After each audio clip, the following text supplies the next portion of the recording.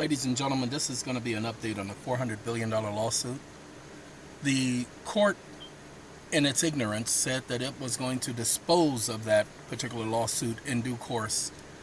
They have not communicated with me. They purposely ignored me. So I basically had to let them know. We did an emergency. Now, this is what you guys don't know. I haven't published this right here, but we did 2 emergency petitions before the court, getting the court to order the clerk of the court to do their job. We highlighted all of the things that went wrong, including them taking the file and sending it to the district court.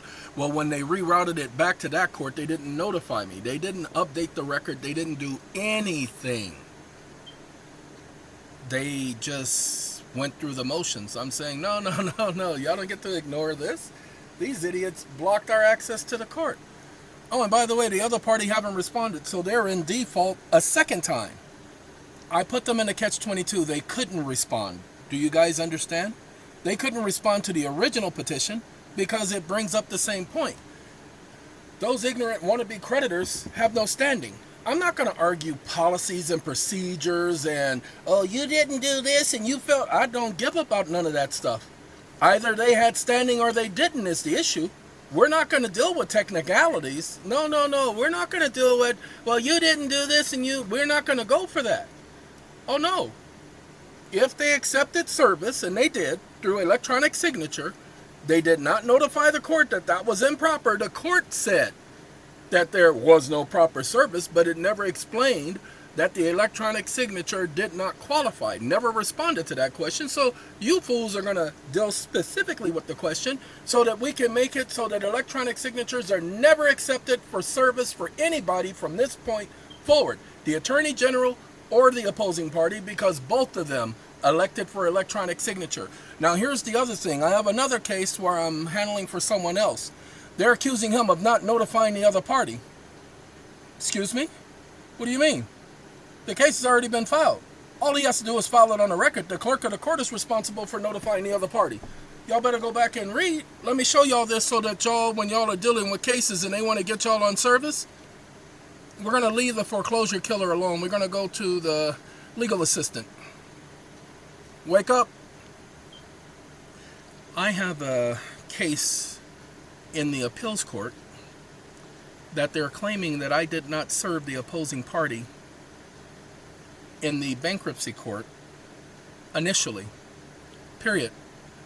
The electronic email service that the court requires all attorneys and parties represented by attorneys to waive their right to personal service and elect to have electronic service solely is a matter of record in every single court.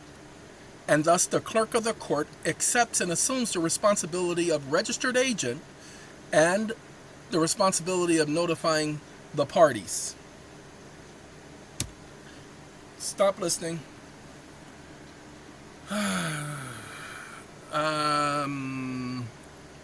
Give me 1 second. No. Let me see.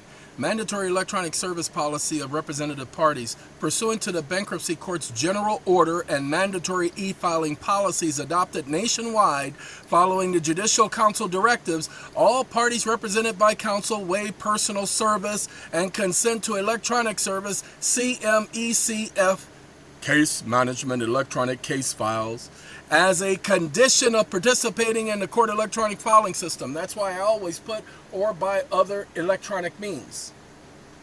This has been the case since 1996.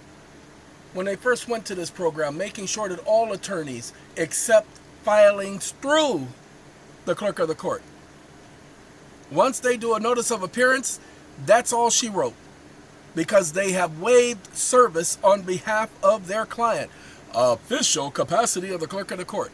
The clerk of the court of the bankruptcy court is legally empowered under the Administrative Office of the United States Courts and the Federal Rules of Bankruptcy Procedure to effectuate service electronically on all registered ECF users. Such service is presumed lawfully complete and delivered once docketed and transmitted to counsel of record. Presumption of receipt and due process. Ladies and gentlemen, this is standard stuff. But a lot of people have been having to reserve a party or re-mail a document. Stop doing that. start bringing this up.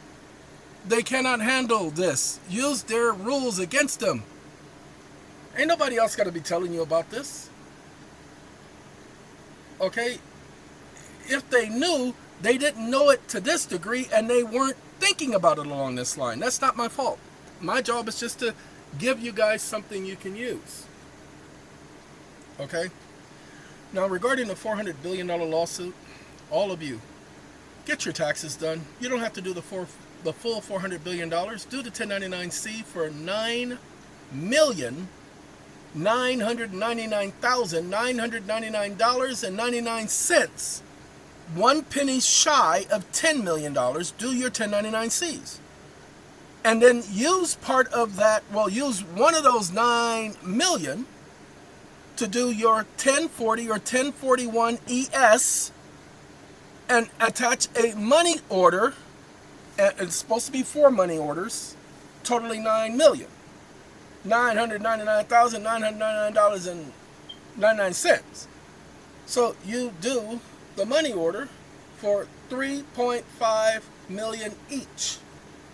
But look, wait, hold on. That's over $10 million. You're absolutely right. You have the credits. You did your 1099-Cs, and now you're going to do your, 3800 form, your 1040 with the Schedule C. You're going to document your credits the way you're supposed to. And if you are really more advanced, then what you do is pay attention, because this is important, the accounts receivable, the asset receivables, and so on and so forth and on and so forth and on and so forth. And now you can work on taking care of some other things. Go back and listen to what's been said in this video regarding documenting your credits. Some of you haven't done any of this. That's why I can't give you everything in one video, because you'll end up causing damage to yourself and to others with your lack of knowledge, because you suffer as a result of your lack of knowledge. Hey, gotta go. Y'all have a good day, okay?